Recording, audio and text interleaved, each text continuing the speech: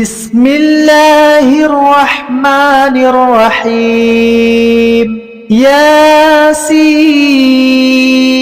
والقرآن الحكيم إنك لمن المرسلين على صراط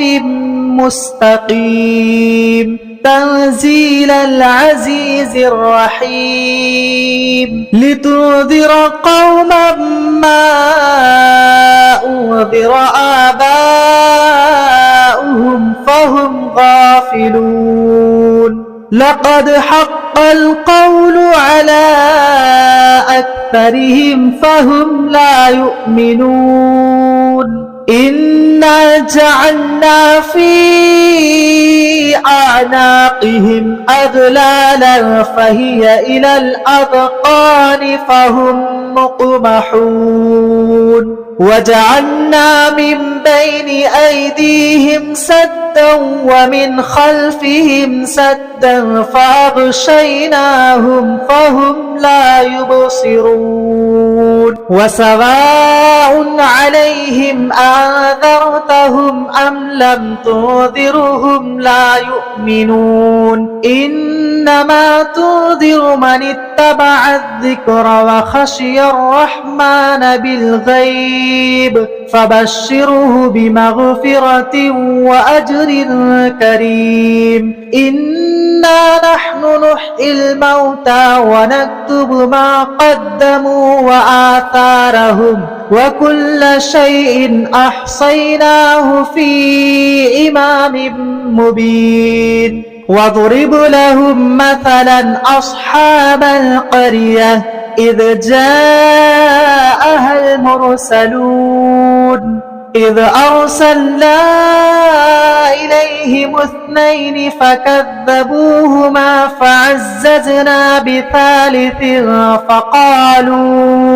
فعززنا بثالث فقالوا إنا إليكم مرسلون قالوا ما أنتم إلا بشر مثلنا وما أنزل الرحمن من شيء إن أنتم إلا تكذبون قالوا ربنا يعلم إنا إليكم لمرسلون وما علينا إلا البلاغ المبين قالوا إنا تطيرنا بكم لئن لم تنتهوا لنرجمنكم وليمسنكم منا عذاب أليم قالوا طائركم معكم أئن ذكرتم بل أنتم قوم مسرفون وجاء من أقصى المدينة رجل يسعى قال يا قوم اتبعوا المرسلين اتبعوا من لا يسألكم أجرا وهم مهتدون وما لي لا أعبد الذي فطرني وإليه ترجعون أتخذ من دونه آلهة إن يردني الرحمن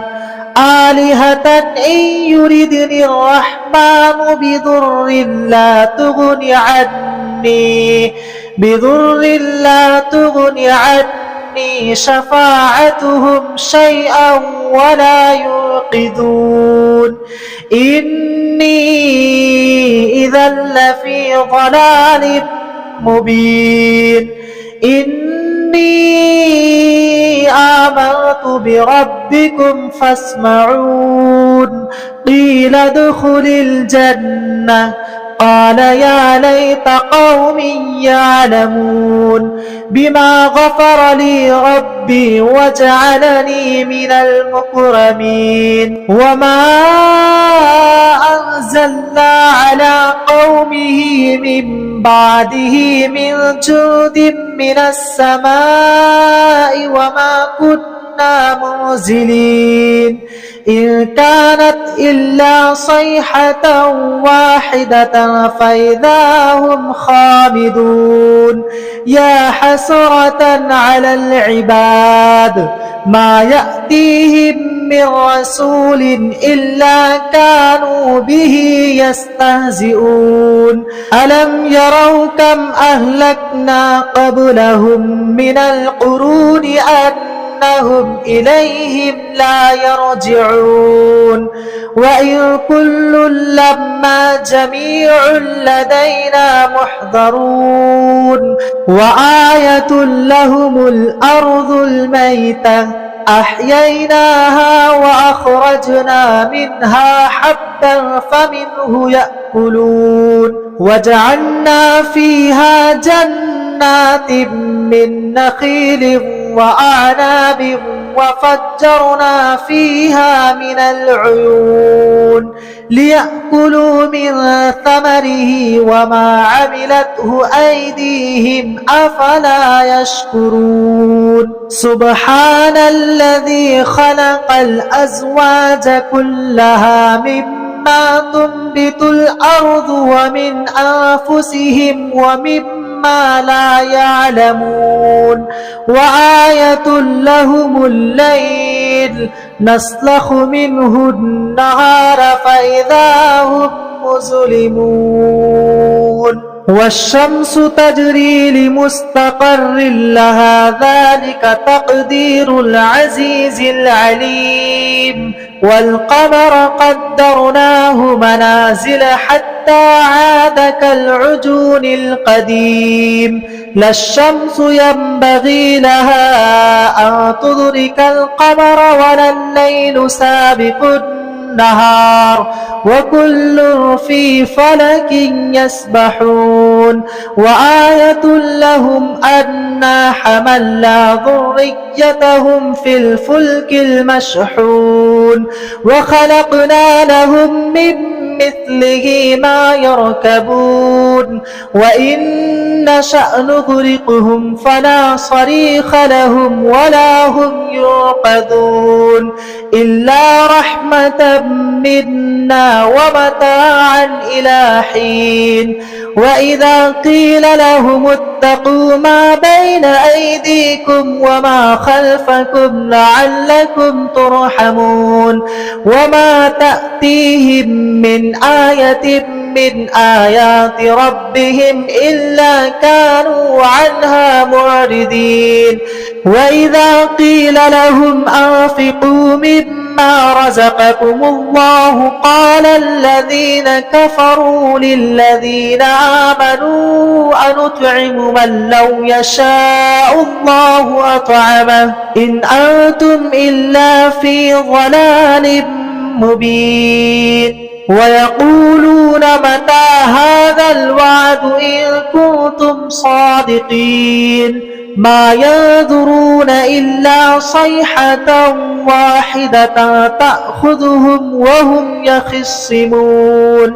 فلا يستطيعون توصية ولا إلى أهلهم يرجعون ونفخ في الصور فإذا هم من الأجداث إلى ربهم ينسلون قالوا يا ويلنا من بعثنا من مرقدنا هذا ما وعد الرحمن وصدق المرسلون إن كانت إلا صيحة واحدة فإذا هم جميع لدينا محضرون فاليوم لا تظلم نفس شيئا ولا تجزون إلا ما كنتم تعملون إن أصحاب الجنة اليوم في شغل فاكهون هم وأزواجهم في ظلال على الأرائك متكئون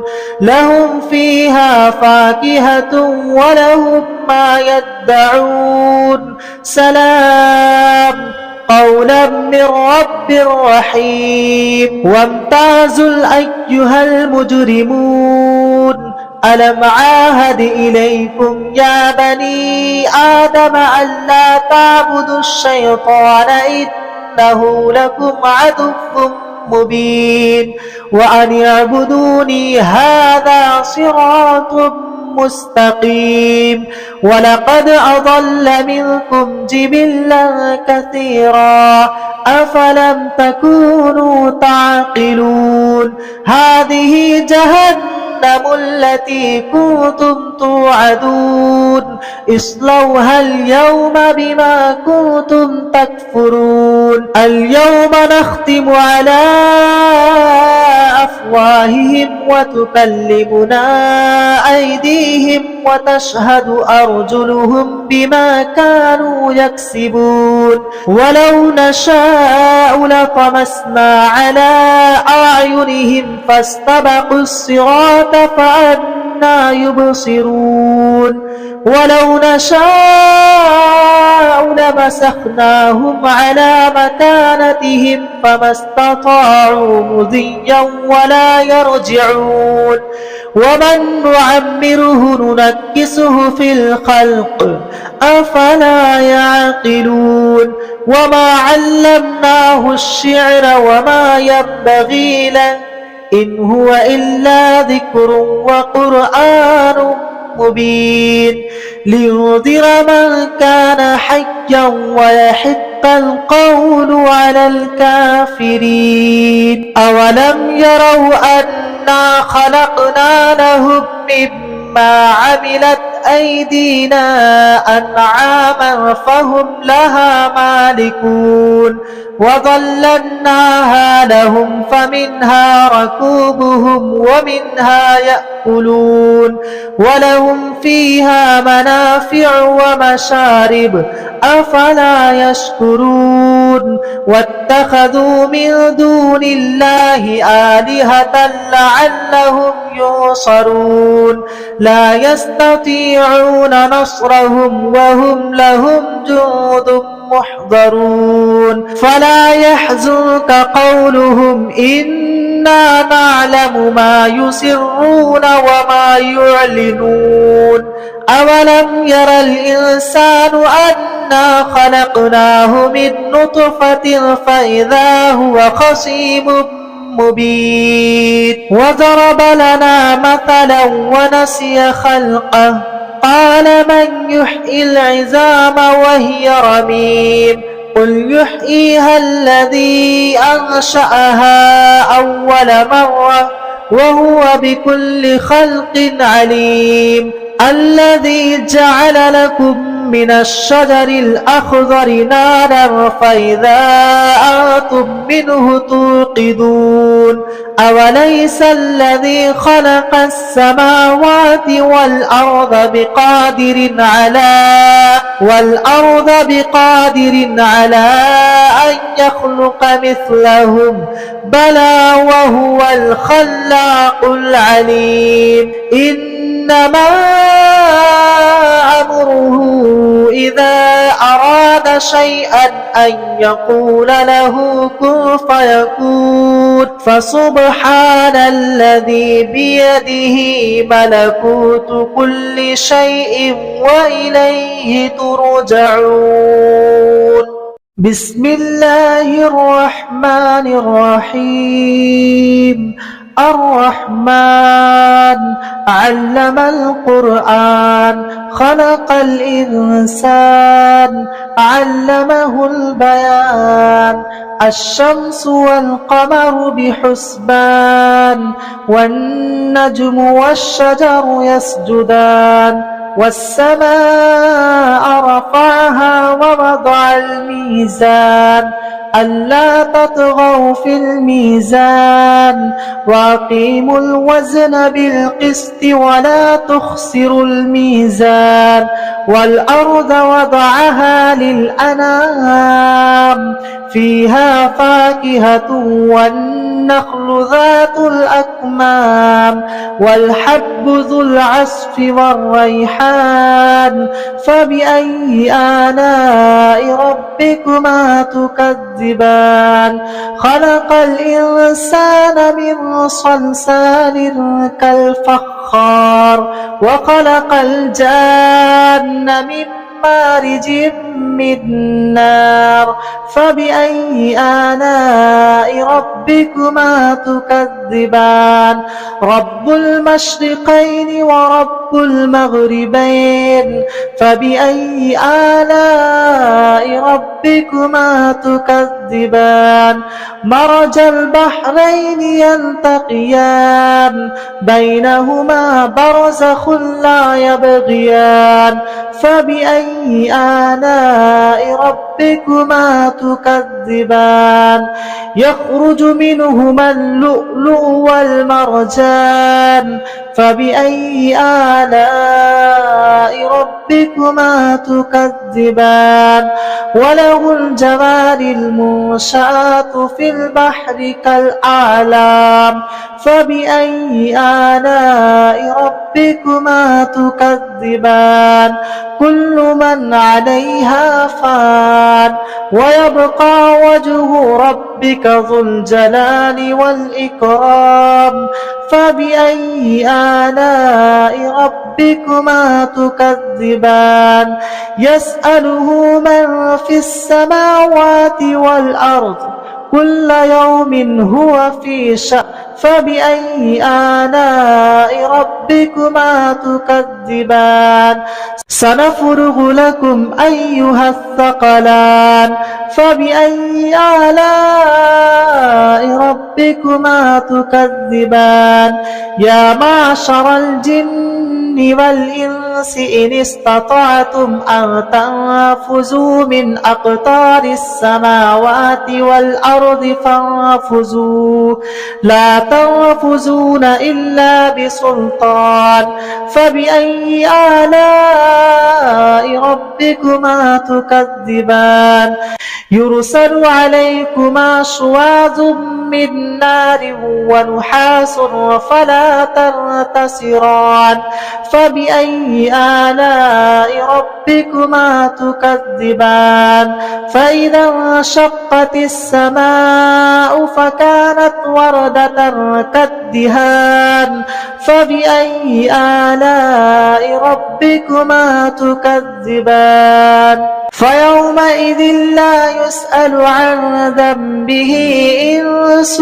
ولا جان فبأي آلاء ربكما تكذبان يعرف المجرمون بسيماهم فيؤخذ بالنواسي والأقدام فبأي آلاء ربكما تكذبان هذه جهنم التي يكذب بها المجرمون يطوفون بينها وبين حميم آن فبأي آلاء ربكما تكذبان ولمن خاف مقام ربه جنتان فبأي آلاء ربكما تكذبان ذواتا أفنان فبأي آلاء ربكما تكذبان فيهما عينان تجريان فبأي آلاء ربكما تكذبان فيهما من كل فاكهة زوجان فبأي آلاء ربكما تكذبان متكئين على فرش بطائنها من استبرق وجنى الجنتين دان فبأي آلاء ربكما تكذبان فيهن قاصرات الطرف لم يطمثهن إنس قبلهم ولا جان فبأي آلاء ربكما تكذبان كأنهن الياقوت والمرجان فبأي آلاء ربكما تكذبان هل جزاء إحسان إلا إحسان فبأي آلاء ربكما تكذبان ومن دونهما جنتان فبأي آلاء ربكما تكذبان مدهامتان فبأي آلاء ربكما تكذبان فيهما عينان نضاختان فبأي آلاء ربكما تكذبان فيهما فاكهة ونخل ورمان فبأي آلاء ربكما تكذبان فيهن خيرات حسان فبأي آلاء ربكما تكذبان حور مقصورات في الخيام فبأي آلاء ربكما تكذبان لم يطمثهن إنس قبلهم ولا جان فبأي آلاء ربكما تكذبان متكئين على رفرف خزر وعبقري حسان فبأي آلاء ربكما تكذبان تبارك اسم ربك ذي الجلال والإكرام